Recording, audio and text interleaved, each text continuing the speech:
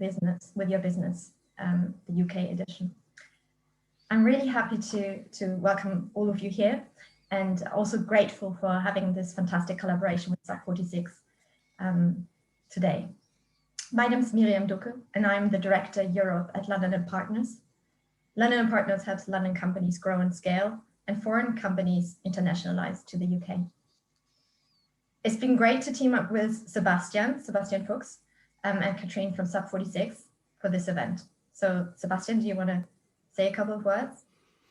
Yeah, thanks, Miriam. It's great to be here. And SAC 46 stands for Startup People of Sweden, and we run a community of very, very ambitious startups here in Sweden. And UK has always been an attractive market to grow in. And now there's a lot of external factors affecting people's playbooks. So can't wait to learn more today and hopefully surface some of those learnings. Thank you so much, Miriam, Anna, Patrick, my colleague Kat, and all the panelists for making this possible today. And thanks all who's tuned in to listen. Thanks so much. Okay, now let's see that we can deliver. Huge thanks from my side also to Peter Sandberg from the Chamber of Commerce for co-promoting this event. What we will do today is we will give an overview of the changes since Brexit, opportunities as well as rules, regulations, and recommendations when it comes to immigration, cross-border trade, tax, and above all, growth and extension. At the heart of today's event, we have a case study of Voi that launched several successful pilots in cities in the UK. And we do have London, Stockholm, VC Atomico, so very keen to hear from them. A couple of housekeeping rules. I'm sure you know the drill. You've been on so many Zoom calls.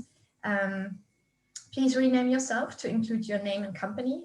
We want to see you. We want to know who you are. That would be great. Please mute yourself when you're not speaking. We are recording this session, and we hope it's okay to you to keep the video on so that we get to know you a little bit better. But please do unmute yourself when you're speaking, and we will invite you to speak. So it would be great to have an active interaction. If you have any questions or want to comment, please wave or unmute yourself or put your question into the chat box. You can see the agenda here. Just very briefly, we start off with Matthew Overton from Joelson. Matthew will speak about how to navigate Brexit, so everybody is keen to hear about that. Top tips for entering the UK market and access funding. Then, as I already mentioned, at the heart of our event today, success stories, top tips and tricks from Voi and Atomico, moderated by my colleague Patrick from UCL. Very much looking forward to that. And thanks, Christina Hunter-Nielsen from Voi Technology for joining us today to talk about some of your lessons learned when accessing the UK market. Also, a warm welcome to Andreas Helbig from Atomico. I think there are lots of questions for you, or people are really keen on learning how to gain the attention of Atomico and other investors, obviously. And then last but certainly not least, Ruth Brennan, who is with Kingston Smith. And Ruth will tell us everything about company structures and everything tax. Hopefully we'll still have some time to answer some of your questions live, which is when we want you to unmute yourself. So looking forward to your questions. And thanks to everybody who has already provided questions. Right, I'm going to start right into it because we have only another 55 minutes. Matthew's partner in the corporate team of Joelson, a firm which acts for businesses at all stages. He works particularly with entrepreneurs, startups, and young companies in a variety of sectors and assists them with investments and fundraising. Matthew also leads Joelson's support on data protection and privacy matters. Over to Matthew for navigating Brexit and top tips for entering the UK market. Thank you. Thanks, Miriam. Good afternoon, everybody. I'm not going to run through the stuff that's on the slide now. Obviously, Miriam's given me a very nice introduction. We're one of the commercial partners to London & Partners.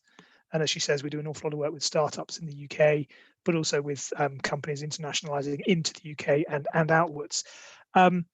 You'll forgive me if I'm not going to try and cover the whole of Brexit in 10 minutes. It's been a little bit more protracted than that over on this side of the channel.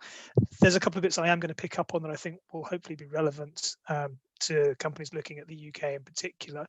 And then the items I'm going to cover are sort of essentially how to set up a company in the UK, some of the tax breaks that are available to investors, and the things that are particularly attractive when you're looking to access the capital markets in the UK generally.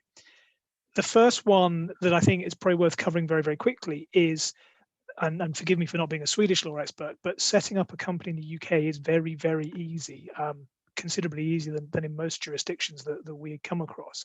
So for example, as I understand it, if you want to incorporate a company in Sweden, it's going to take you probably a couple of weeks. You need to have 50,000 kronor as a minimum working capital. You have to have a Swedish representative. Whereas in the UK, you don't have any of that. To set up a limited company, you don't have any kind of minimum capital commitment. You don't need UK directors on board. You can have only overseas directors, and you can set up a company on a single day. It can all be done online. So it's a very fast process if you do want to set up a company in the UK. Now, the next bullet point, one of the things that particularly makes the UK attractive, which I won't go into lots of detail, is, of course, there is an extremely well-developed venture capital market in the UK. There is a huge amount of money available for companies that are attractive in sort of early stage and growing companies, whether domestically or companies that are sort of looking to access the UK, both in terms of a product market, but also in terms of accessing, as I say, that venture capital market coming into the UK. One of the key elements, one of the reasons that the UK is so attractive, certainly for startup companies that are looking to grow, is we have a very, very attractive tax incentive structure for investors in early stage companies. Now, these are what's called the Enterprise Investment Scheme and the Seed Enterprise Investment Scheme, and they are intended to provide, from an investor's perspective, if you invest into a seed qualifying, a very early stage company that in essence is less than 2 years old, if you invest into a qualifying company that allows you to claim seed enterprise investment relief, you can get 50% of your investment back against your income tax for that year. Now, I'm not going to go into lots of details about the tax, obviously, because we have Ruth, who's the expert, for later on.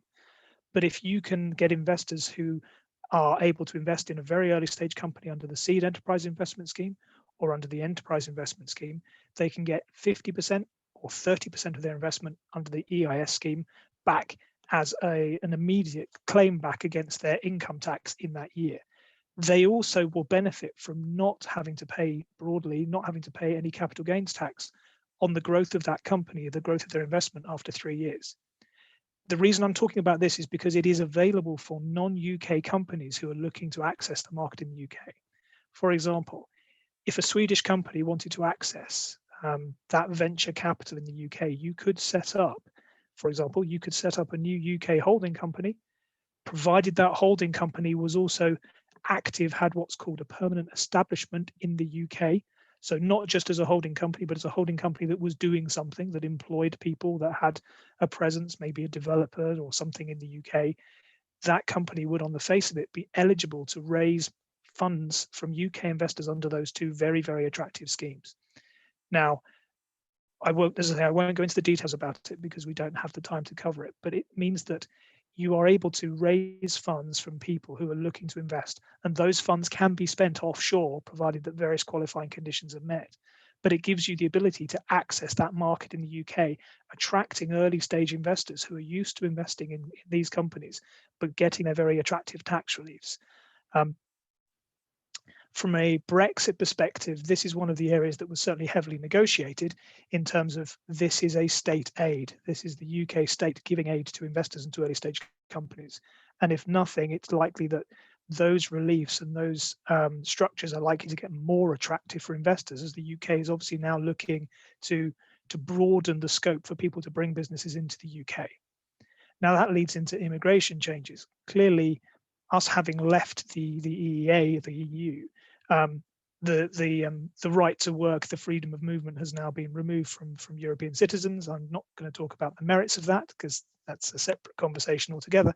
But whilst on the face of it, if you are sort of a European citizen, it is obviously therefore harder for you to come into the UK. At the same time, we have been attempting to liberalise our immigration system. There are particular classes of visas available for people who are looking to come and set up businesses in the UK. We have what's called a global talent visa, and we have innovator visas, all of which are intended to allow people who are skilled and talented and who have businesses that they're looking to grow and expand in the UK. There are those visas that are intended to be in place to allow people to still come into the UK and to still build their businesses, whether that's setting up a new business or moving an existing business into the UK or expanding into the UK to attract both local talent, but also to attract, as I say, access to that investment. Those visa changes, again, one of the primary arguments behind Brexit in the first place was to make it easier for us to control who comes into the UK, but at the same time to make it easier to attract people who are entrepreneurs, business founders, investors, and people who are looking to expand and grow businesses. So those immigration changes, you'll always obviously need to take specialist advice, and our firm, along with many others, are able to do that. But the idea is that we can still make sure that people who have got talent, who have got businesses they're looking to grow, can still come into the UK on a relatively easy basis. The next point on the slide that I sort of touch on is probably, again, the one that, as Miriam said, I lead on for Joelson, is data protection in GDPR. Clearly, the UK is now a third country from a data protection perspective, but at the moment we've got a 4-month transitional period where we are still essentially within the scope of the GDPR. What is likely to happen is still what will happen is still unknown, but what is likely to happen is that the UK will still be, to all intents and purposes, complying with GDPR, because as we all know, GDPR has an extraterritorial effect outside of the EEA. So therefore, of course, the UK is now subject to it in terms of processing data of European citizens. So realistically, not much is likely to change. It may be that if you are going to be using the data of UK citizens, or if you do move to the UK and look to expand your businesses and you're going to be processing EU citizens' data in the UK, then you're likely to need to put in place the existing mechanisms that you'll probably be familiar with, standard contractual clauses to make sure that you can get the data transferred lawfully, maybe going through the route of getting enhanced consent where it's necessary, but nothing that is different to what you'll be used to using in Sweden outside to non-EEA countries at the moment. And as I say, it's likely that that will not be changing, because realistically, the UK is not going to want to make itself less competitive by making those data rules more prescriptive than they already are for non-EEA countries. Then I've got the last one. I've got a bullet point that's then got a few little other smaller points that I just thought it's worth running through. It's sort of just touching on at this point. Clearly, local knowledge, when you're looking to expand into the UK, as with any jurisdiction, local knowledge is very, very important. I would imagine that the majority of Swedes have the natural advantage in terms of language over people in the UK who are far too lazy to learn anybody else's language, and most Europeans tend to speak a pretty good grasp of English. So it's obviously usually easier for people to come into the UK than it is for us to go outwards. It's a separate point. But the fact is, having people on the ground locally does help if you are trying to access capital, if you are trying to expand into the product markets in the UK, to explore and expand your commercial markets. So having somebody locally on the ground is always going to help, which is why thinking about those immigration issues, whether you wanted to set up a new company, those are always things you need to be thinking about. Of course, if you're a product business and you're looking to distribute into the UK, then distribution agreements, international distribution agreements, are things that are very common in the UK, both inwards and outwards. Appointing local agents, again, may be an interim step that you want to take before you start moving to take those more concrete steps of putting businesses into the UK. The fact is, again, from an IP perspective, whilst Brexit means that we are not within the European Intellectual Property Office, we are still, we're applying the same rules. We're still recognising intellectual property in the same way. And the UK is a very developed intellectual property legal environment. The UK is members of the World Intellectual Property Office. Trademarks and technology protection in the UK is as good as it ever has been. And Brexit, again, is unlikely to make any changes to that. And then the last point, of course, from a perspective of internationalizing then sort of beyond Europe, lots of companies, lots of businesses will use English law in their contracts if they're trying to internationalize into the US, into Asia, because English law itself has a very stable and understood reference system when it comes to commercial contracts and commercial law generally. So expanding into the UK and potentially using the UK as a stepping stone then to move outside of Europe using English law is a model that we see clients using who are coming to the UK from outside. So these are all aspects that, again, Brexit is not likely to make any difference. And the fact is the UK is now obviously even more keen than it was before to attract innovative businesses and technical and innovative individuals into the UK as a result of Brexit. So you're likely to find that we're going to be moving in a direction that makes things easier rather than harder. I think that's my 10 minutes done, Miriam. Indeed. Thanks so much. Nice that you are showing your contact details right now, which brings me to this additional point that both Matthew and Ruth, so our legal and tax experts, have offered to run individual sessions with attendees. So if you're interested in a one-to-one session with Matthew or Ruth, we will be doing a follow-up email where we share all the contact details, LinkedIn, so you can get in touch with them. We've got one question for you already, Matthew, but I'm going to push that back so that we can give the space to Matthew, to Patrick now, for the talk with Voi and Atomico. So over to Patrick. Thank you very much, Miriam, and it's my great pleasure to introduce the two panelists. I will attempt here to share my screen to all of you.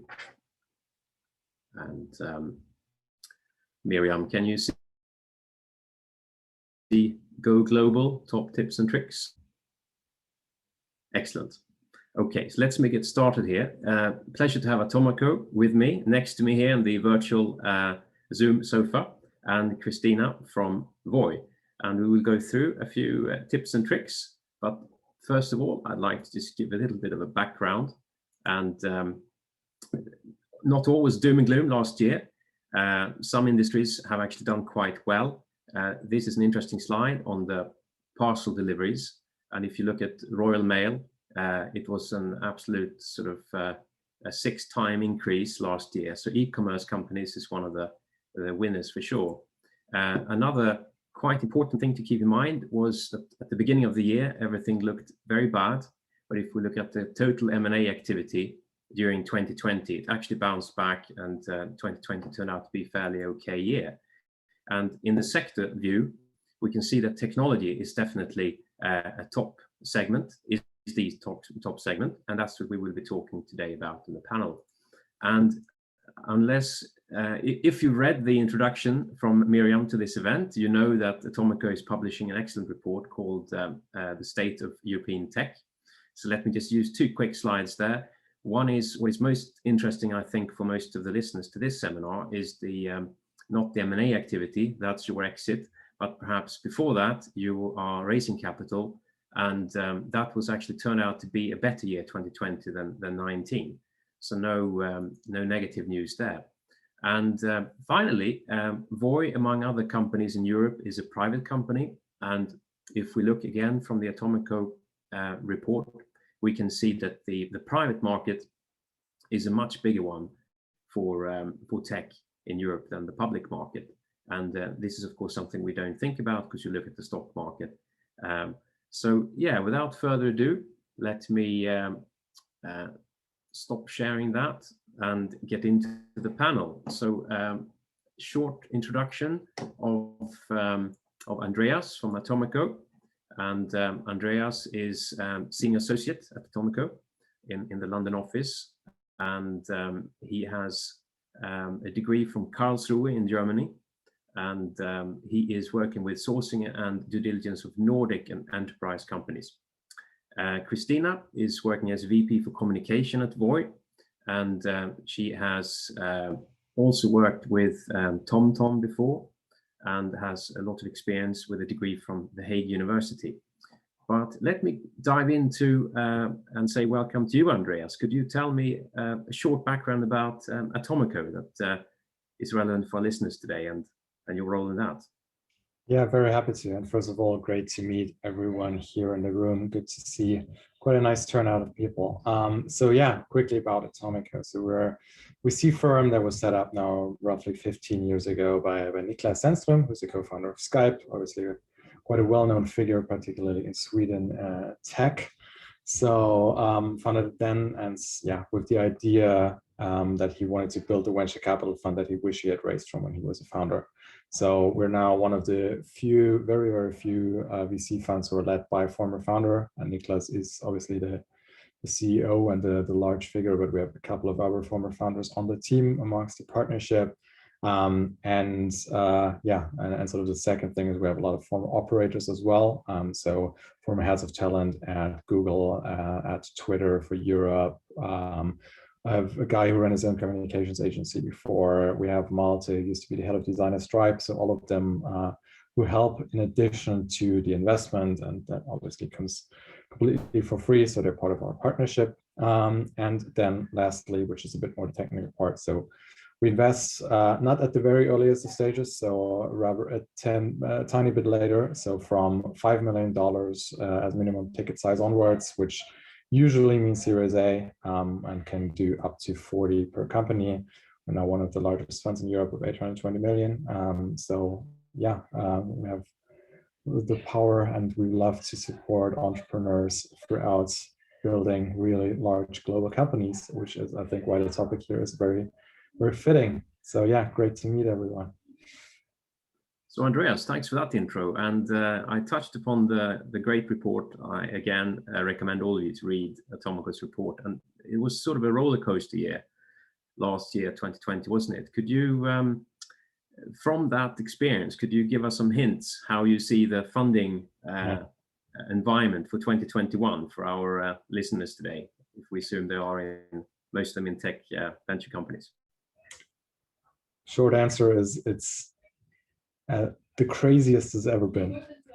So I think the current market environment that we're in is extremely favorable for tech companies, with some exceptions. Travel, hospitality, restaurants is obviously not the very best sector to be in, but still heard from many companies in there that COVID has sort of triggered a general thinking about how they do business and how they have time to think about these things. So it is the craziest it's ever been. We see technology really being at the forefront of mitigating all the negative impacts that came through the pandemic, be it track and trace, be it e-commerce, be it quick delivery, be it software to keep everyone in touch despite everyone being at home. So there is a good substantial basis for these multiples that we're seeing on the public markets. So it's the craziest or the best it's ever been in terms of VC investing, in terms of being in tech, which should also be a quick reflection of how privileged we all are to be in that position, because we're not at the forefront fighting the pandemic, or hopefully are not directly affected by this. But it's a great environment to be in as a tech entrepreneur these days, and also as a VC investor. So Andreas, in this great environment, I assume you get a lot of inquiries from companies. So what would be your top tips for sort of gaining the attention of a tier one investor like Atomico, and sort of keep that intention through to get funding? Yeah, first, thanks for the compliment. I think there's a couple of things that you can do. So one of the trends that we've seen is there's less official fundraisers that are sort of like it used to be. We're kicking off our Series A fundraising process, and we have more and more things that are sort of happening proactively as companies speak to VC funds all the time. You do see preemption processes being triggered by either the startup or by the venture fund talking to the startup. So it has become less structured overall, which is why also things have a bit shifted here. And I think the power balance has definitely very much shifted to the entrepreneur, with more and more VC funds popping up. So which also has increased the number of people that you need to be speaking to. Also some downsides to it. I think just in terms of things that you can do, and I try to be as actionable as possible here. I think a couple of things is if you want to be found. So we honestly, we're now at 30-40% of the companies that we're speaking to are ones that we've reached out to ourselves because we heard them from somewhere, because we have some data-driven sourcing implemented. So get your data sources right, like update your LinkedIn if you want to be found, get your Crunchbase profile right. This is what we use as a data source. Yeah, do all of these things just in order to be found and be responsive, obviously, when you do get a cold email from us. So that's one thing. And then sort of the second thing is we're a bit of a later stage investor compared to where some of you might be as of right now, which first of all doesn't mean that we don't want to speak at the time. It's just that we want to build a relationship from early on, but maybe not investing at the time. So what is super relevant is if you have more early stage investors like angels, like seed funds or pre-seed funds that you have on board, try to use them and try to have them guide you through, through the network of VC funds out there.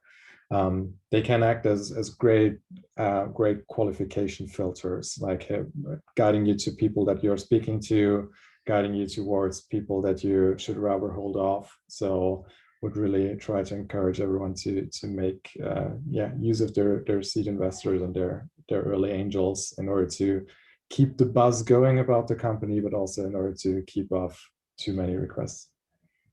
Thanks, Andreas. I have some common questions for both of you, but first over to Christina. Pleasure to have you here. So Christina, tell us a little bit about what you do at Voi and what is Voi?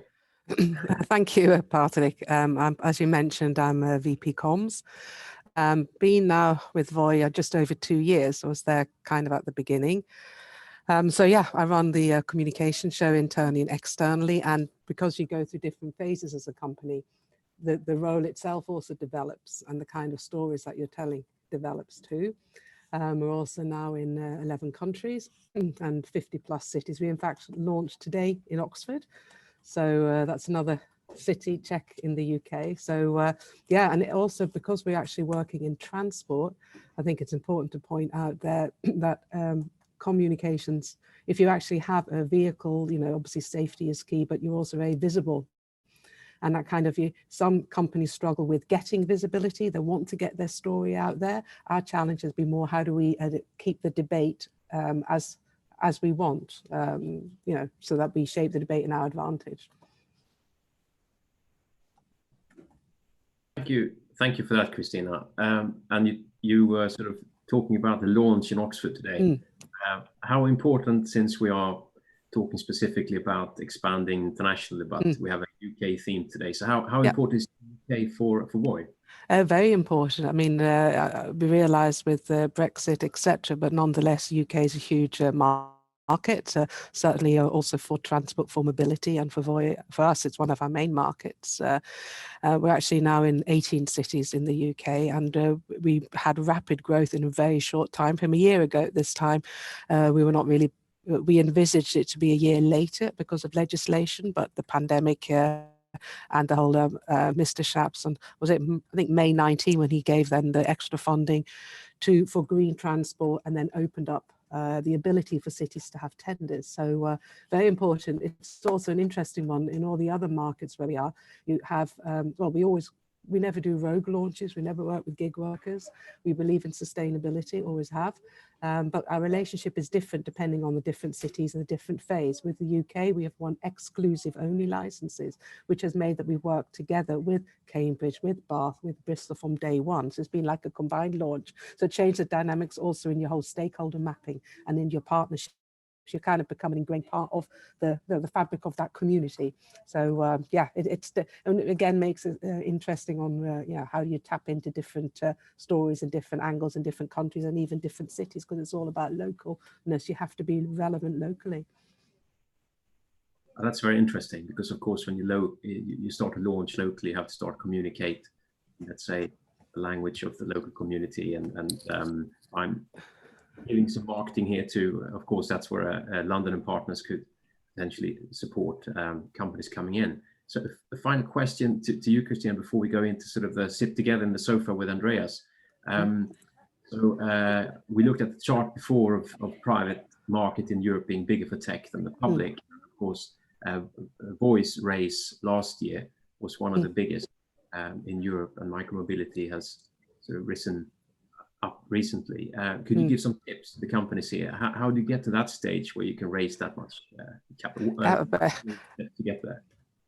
I would say, I mean, again, nothing happens overnight. And it's also having that kind of seeing an opportunity, grasping it, working, being dedicated and focused, and using your network. And I think that also taps into what Andreas says too. You need to really sweat your channels on networks and always be credible. And at the end of the day, you're only as good as your last success, and realize that there is no kind of one silver bullet. And in the backdrop, you've got the whole economy and things that are changing. And as you show on the graph, the pandemic for us catapulted a lot of things to the forefront that were happening. But now we're kind of, the micro-mobility really is becoming seen as a trigger to a lot more, on creating cities for living. So I think, being kind of keeping your eyes, ears out, using your network, always being transparent and credible as well. If you promise something, come back up with that promise, or if you change, that's fine. Communicate about why you've changed. Thank you. I hope everyone is listening intently, and I see this recorded, so I suspect we will all be online afterwards. So now envision the three of us sitting together in the sofa, sipping the coffee, and so have some questions for both Christina and Andreas. So Andreas first. Some of in the audience are probably wondering what are sort of the most common mistakes for, I know you've got experience from Swedish firms. If we look specifically on Swedish firms, what are the sort of typical mistakes they do when they scale internationally? Very typical mistake is scaling internationally too late in their journey. And I think that is, so I'm actually German, and that is a very common trait for both Swedish and German firms, is we have very strong home economies, very strong domestic markets, great buying power, and staying there really hurts sometimes. It very much depends, obviously, on the business model. Like if you're a Voi and you expand from city to city, then it's obviously a whole different endeavor to enter a new country than if you're a software as a service company, which can be going global from day one. But what I'm seeing, and sort of lastly, I'm also spending a lot of time in other countries, in Estonia, for example. And if I look at sort of the average Swedish company, and that's not very much a generalization, and the average Estonian company is Estonia, with even a much smaller country, they're thinking about going global much, much earlier along their journey. And I think that's one thing that the Swedish sort of, if you would combine the advantages of having a strong home market, a strong product market fit in the region that you're in, plus the ambition to go global is, I think, always there for Swedish companies, but just to the earlier in their life cycle. And just maybe one other perspective of this, like when we look at companies, we think about sort of the proof points which you have achieved. And I'd much rather see a company that's doing 100K in monthly recurring revenue, 50% of which in Sweden and 50% global, than a company that's doing maybe even more in revenue, let's say 150, but all of that in Sweden, which means you have just, even though the absolute revenue number is smaller, you have proven more in terms of international expansion. So I think if you think about international expansion as sort of generating proof points on your overall, that you can become a global category leader in one day, then doing this earlier is great, which means, by the way, just to make it more specific, before Series A. Thank you, Andreas. I mean, I think that's a really interesting one for the audience to think. And I love Swedish companies, please don't get me wrong. That's the one mistake I see. Okay, excellent.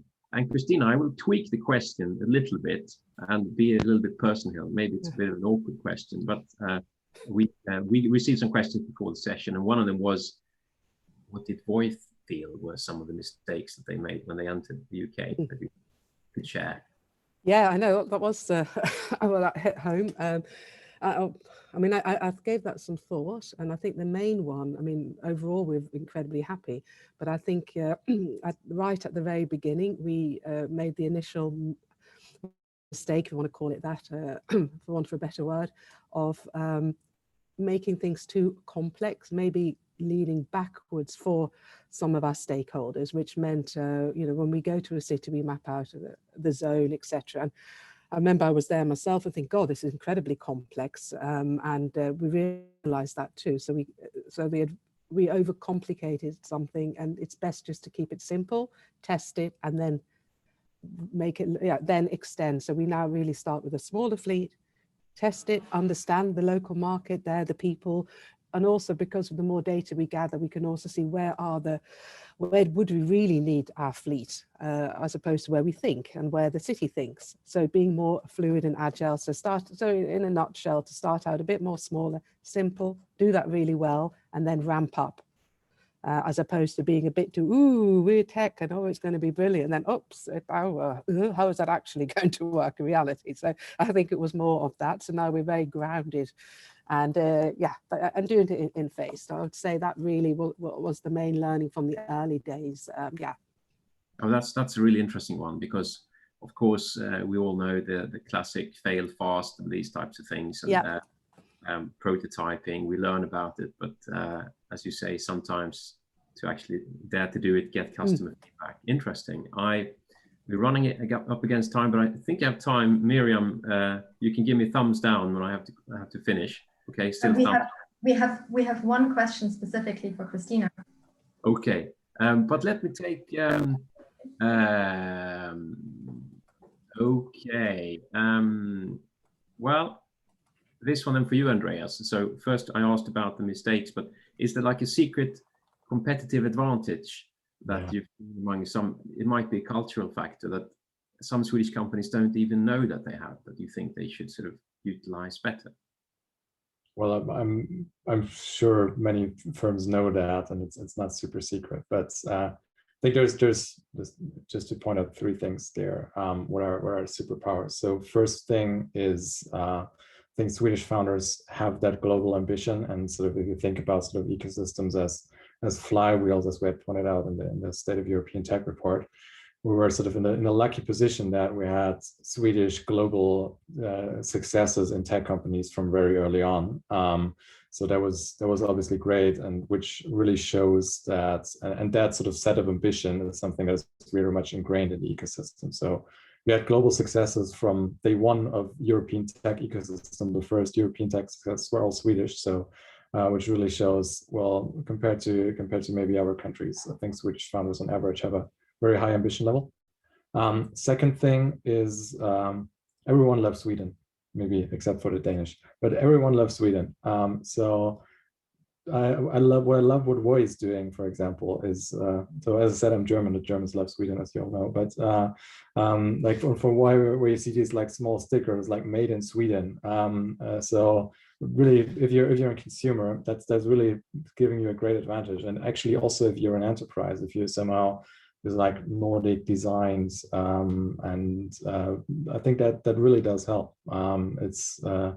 It's really a great advantage that you shouldn't be afraid to play out.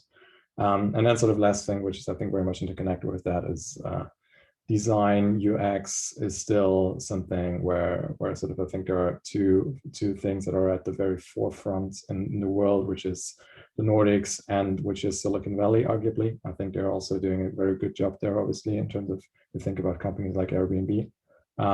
Which, by the way, so yeah, I think there's a lot that you can play to your advantage, and that you should be playing to your advantage, and that you should be bringing out to the world, and not only to Sweden. So thank you for those thoughts. Perhaps I don't know if the Swiss have a similar experience. Nobody dislikes them since they kept away from big fights in the past. But Miriam, maybe I'll leave the baton to you, because you said there was a specific question for Christina and Voi. There is a specific question, but I think, well, a very quick one, and it's actually it's a bridging one. But let me say a private thing. I'm German too. I thought it was an exciting panel and a couple of exciting lines, like from Andreas, scale earlier as a kind of core message, and keep it simple, start small, from Christina. So I thought that was some really nice taglines. A bridging message, or a bridging question for our next speaker, Ruth. But also for Christina, from Sebastian. When dealing with municipalities and regions, do you need to have a UK company, or do you start as a Swedish entity? So maybe Ruth, you can take this question a little bit into your presentation. And Christina, do you have a company in the UK? Yeah, we do. Yes. Yeah. So, I mean, obviously we have a fleet on the street and we have, you know, so I guess I wouldn't be able to answer I'm not the lawyer here, but on the legal side, depending on the, I mean, it's always good to talk. And in my field, you can always communicate to different municipalities, and then we're back to our network again. And I think really use them as a resource and understand what rocks their boat. You know, always think about your target audience in mind and tailor your message accordingly. It's yeah. Thanks so much. Yeah, Ruth, over to you. Over to me. Yeah, I will cover that point in my, I'll cover that point in my general presentation as well about the type of legal entity you might want to look at having. But yeah, so yes, hello. So I'm a tax partner at Kingston Smith. We advise a lot of inward investing companies on tax, accounting and strategy. So I'm going to talk in 10 minutes in high level terms, excuse me, through the areas that I think are the most significant issues from a UK tax perspective that need to be considered by inward investing companies, so as to hopefully give a flavour for the compliance obligations and valuable opportunities to think about when operating in the UK. So can we just move on to the let's move on to the I think I'm conscious of time. In terms of business structures, let's move on to the next slide, in fact, because I think the choice of business structure is obviously key, but it generally comes down to the choice between having a UK subsidiary, a limited company as a subsidiary of the overseas company, or a branch. So the key differences are summarised here. Putting it simply though, a UK branch, or I should rather say UK permanent establishment, it's an extension of the overseas company, while a subsidiary, of course, is a separate legal entity. And from a tax perspective, a subsidiary will pay UK corporation tax on its worldwide profits, whereas a permanent establishment, a branch of the foreign entity, will only pay tax on the profits that are attributable to that branch. And what this means, of course, is that if the business is loss-making in the early years, operating via a branch allows the parent entity to access those losses more quickly, as opposed to the losses being generated by a subsidiary, which would simply get carried forward and used in future to offset against taxable profits when the subsidiary becomes profitable. So it's largely a timing difference, but it's worth bearing in mind. And as a distinct legal entity, a subsidiary will generally have an annual audit obligation, depending on size, of course, which a branch doesn't. It's required to publish annual accounts, which are then publicly available. A branch, on the other hand, doesn't have to file branch accounts. However, it is necessary to file the accounts of the parent entity at Companies House. So those, in fact, end up being publicly available in the UK. And that can be a surprise sometimes if there isn't that same obligation locally. But yes, so some of the commercial reasons that often factor into the decision-making process as to whether you want a subsidiary or a branch often centre around the fact that a subsidiary is a stronger UK presence than a branch, which can provide more credibility, of course, and also make it easier to obtain any necessary registrations. I've given the example of the Financial Conduct Authority there. But the fact that liabilities can be ring-fenced within a subsidiary and therefore protect the parent entity from that degree of risk is often the key driver, because really from a tax cost perspective, there's very little difference in terms of obligations around corporation tax, VAT and employment tax and so on. Next slides. So I just wanted to give a flavour around the main areas of UK tax that will be relevant to a trading entity that's looking to employ staff. The rate of corporation tax in the UK is currently 19%. There's no withholding tax deducted on the payment of dividends from a UK company to its shareholders, so it's easy to repatriate profits from a UK company without any tax leakage at source. Some of the relevant capital corporation tax reliefs are listed there. Capital allowances, tax deductions are available for qualifying capital expenditure, which basically means assets such as movable plant, machinery, fixtures, software that are functionally used within the trading business. And the UK is generally considered to be quite a good choice of location if you're looking for a group holding company that itself is going to hold other investments in other subsidiaries.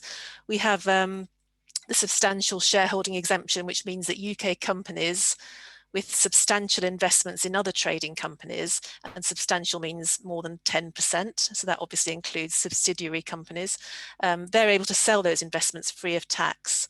And also, generally speaking, with a few exceptions, dividends received by a UK company are not subject to corporation tax. The other tax reliefs listed there I'll cover off a bit later. So just moving on to the obligations associated with can we just go back? Yeah, just moving on to the obligations associated with employing staff in the UK. The employer has an obligation to apply PAYE, pay-as-you-earn system, and deduct tax at source. There is a cost of 13.8% employers NI associated with employing staff, so that's an actual cost which needs to be factored in and paid monthly. Off payroll workers, care needs to be taken about these new rules. These are rules around paying workers who are in fact disguised employees. So if a worker wants to engage on a self-employed consultancy basis and just invoice the company and expect to be receive their payment gross, the onus is on the employing company to establish through a series of tests whether they're really self-employed or whether, based on the facts of the relationship, they're actually a quasi-employee, which is, it usually comes down to things like right of substitution, level of control, that sort of thing. But then they would have to operate pay-as-you-earn payroll on those payments as well. So that's quite a new thing that's come in. I've listed there a few other legal requirements that need to be put in place, such as employment contracts. There needs to be a pension scheme put in place. And then, of course, you need to think about work permits if workers are going to be coming. And depending on the length of stay, social security matters need to be considered to avoid paying tax, social security in both the UK and in the home country. So moving on. I'll keep this one brief because we all know about VAT. VAT is payable at 20%, largely on goods and services that are purchased or sold for use or consumption in the UK. There's a registration threshold of 85,000. And of course, since Brexit, of course, the UK government's no longer bound by the EU directive, so it's free to play around with the VAT rate and reduce it, perhaps, but we're not expecting things to change in the near future anyway, given the state of the economy. I don't think I'm going to say much on personal tax, apart from just making the point that the UK does have a statutory residence test, so that could be helpful for individuals relocating to the UK. There's a statutory residence test that determines UK tax residence based on a number of tangible factors, such as days spent here, general connections with the UK. So it can differ year by year, but it's possible to be fairly certain about residence status and plan ahead as you go along to either avoid UK tax residence, or perhaps you want to assume it for personal circumstances. So I think I'll skip talking about capital gains tax and withholding tax, because I think that's probably a bit too much detail in the time available.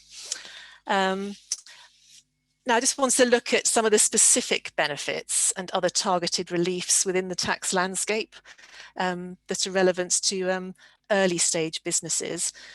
The EIS and enterprise investment schemes already been mentioned.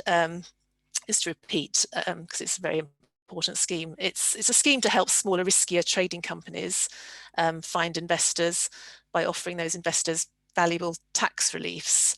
And the SEIS, the Seed Enterprise Investment Scheme, is similar, but it's aimed at even smaller companies and provides even better tax breaks to reflect the increased risk. So it's worth bearing that in mind and seeing whether it's possible to organise your structure to qualify for EIS and therefore tap into that private investor market. The investment has to be made in the top company, and it's important to note that an overseas company can only raise EIS funds if it has a branch or establishment in the UK. So an overseas company with just a UK subsidiary doesn't qualify, but a UK parent with an overseas subsidiary, providing it's at least a 90% subsidiary, could qualify. And enterprise management incentives, EMI, that's a tax advantaged share option scheme designed for smaller companies. So it's a scheme that enables companies to attract and retain key staff by rewarding them with an equity participation in the business. It's ideal for smaller entrepreneurial companies that might not be able to perhaps match the salaries paid elsewhere, and provided there's a UK presence and UK employees, it's also possible to grant options over the shares in a foreign parent company. So it gives the employees a real incentive to help grow the business and share in the rewards. And also employing companies also get a corporation tax deduction when share options are exercised. So the other targeted tax reliefs on the other column I'll cover on the next slide, because they're targeted beneficial tax regimes that are particularly relevant for tech startups. So R&D relief, it's a really valuable tax relief that can provide the company with additional funds to invest in products and services, and can give the company a real competitive edge. It's available to incorporated businesses only, so a UK limited company or an overseas company operating in the UK via a UK branch could qualify. And it works by allowing an enhanced tax deduction for qualifying costs incurred on qualifying projects. And qualifying costs would largely be staff costs and associated consumables associated with those qualifying projects. So it's worth really investigating whether you could qualify, which generally companies will do, where they're investing time and money in developing cutting edge technology, either to use themselves within the trade, such as a software platform, or where innovative products are being created to sell. There's two schemes available, one for SMEs, small, medium-sized enterprises, and a less generous scheme for large companies. So just focusing on the SME scheme, the relief provides an enhanced super deduction of 230% of qualifying costs. So that's an extra 130% over your costs. For tax-paying companies, that translates into a tax saving of 24.7% of qualifying costs. So that's 19% corporation tax times your 130% extra. However, importantly, loss-making companies can claim cashback of £33 effectively for every £100 of qualifying expenditure. So that, of course, can be really invaluable to startups in the early years of operation. And we make loads of claims for clients and to help them claim this relief. The large company scheme headline rates included there, although I apologise, in fact, it's now 13%, in fact, which results in a 10.53% of qualifying costs saving. So moving on to the final slide. Another valuable relief for intellectual property and incentives is the patent box regime. Companies that have developed valuable IP that's been registered with the Patent Office have access to this regime, which basically provides a 10% rate of tax for profits associated with those patent rights. There's a prescribed formulaic way to calculate the profits associated with those patent rights, as well as a number of conditions that need to be met to qualify, which are listed there. But the most significant condition is that the R&D to develop the patent must have been undertaken by the company. So it's worth considering whether a company has any technology that can be patented, and then weighing up the costs of doing so with the tax savings available. So overall, the UK's tax regime, it provides loads of tools to make the UK a place where tech businesses can thrive. It's just a case of giving careful thought from the outset, with careful structuring and planning to ensure that the maximum advantage can be taken. So I think I'll sign off on that note. Thanks so much, Ruth. That was very in-depth already, but I said in the chat, And several times, Ruth and Matthew will be able and very happy to take one-to-one questions. So we're now opening our official Q&A. Thanks everyone. Thanks Christina, and thanks Andreas, Ruth, and everybody. Matthew. I'm going to focus on a couple of questions that are more directed towards Christina and Andreas at this stage, just because we have one-to-one options available. Andreas, a question for you. What digital products, services are popular in the UK market right now compared to other countries, and in particular in the consumer sense? Do you have an idea? That's a question from Nazim. I don't know the UK market too well, because I maybe know Germany and the Nordics, but I think like one thing that that I found to be interesting, because I think that the Nordics were always at the very forefront of consumer trends, but one thing that is where you do see more action in the UK and in Germany as well right now is this quick grocery delivery sector, which means I think overall the UK already had a very good grocery online penetration with companies like Ocado developing super well. But sort of the next iteration of that trend is that quick grocery delivery, meaning that you can order groceries in an app and you get them delivered. They're stored in basements somewhere in the city center, and you get them delivered in minutes, I think 15 minutes max. Companies like Zap in the UK, Gorillas in Germany. And I know that Foodora has been starting something like that, and there's another company in Sweden. But I think sort of notably, that's what I would say is the main difference as of now. No, that's great. Thank you. A quick one for Christina. Share with us your micromobility investment thesis for the coming 5 years. So in the next 5 years, like super short. In the next 5 years, you mean? Was that the? Yeah. Yes. I mean, I think it's just begun. It's a huge market out there. I mean, they're talking the whole shared economy is huge. So it's the space to be in. I would think it's one of the highest growth ones coming around the corner. Definitely. It's only just begun. We're at the tip of the iceberg, so to say. Yeah. And I had another question for you, which was addressing the 3 core mistakes you've made in launching to the UK, but I'm not going to ask this question because you had trouble doing the first one. One for, I guess, Andreas, but also possibly Matthew. In Sweden, an online presence is everything, and that question comes from Agnes. Both in order to grow a business as well as to attract investors. How important is it in the UK, and what are the main differences between Sweden and the UK regarding attracting investors through marketing? A quick answer. Sure, there are much differences, to be honest. I think Sweden, since it's a bit smaller and attracting investors, is still maybe a bit more local, a bit more network driven than somewhere else. But also not like overly huge differences. I think sort of reiterating on what I said before, like getting your basics right, getting LinkedIn, Twitter, Crunchbase profile straight, that is important no matter where you are. I think even more important if you're in regions with a less developed funding ecosystem like Eastern Europe, but pretty much the same for Sweden and UK. Thanks so much, Andreas. One final question, we are already over time. Thanks so much for everybody who holds on with us. Philip had a question in the chat. Getting the visas, what are looking for? That's for Matthew. Some countries look into exams, but what is going to happen with the UK? Can you answer that, Matthew? Yeah, indirectly I can. I think so. I'll try again with the microphone. So if you're looking to bring workers into the UK, so if there's a UK business already established that's looking to bring workers in, they will look at qualifications. And those thresholds have actually been lowered, where we've now moved outside the free movement regime. For innovators and entrepreneurs, then no, qualifications are not necessarily looked at.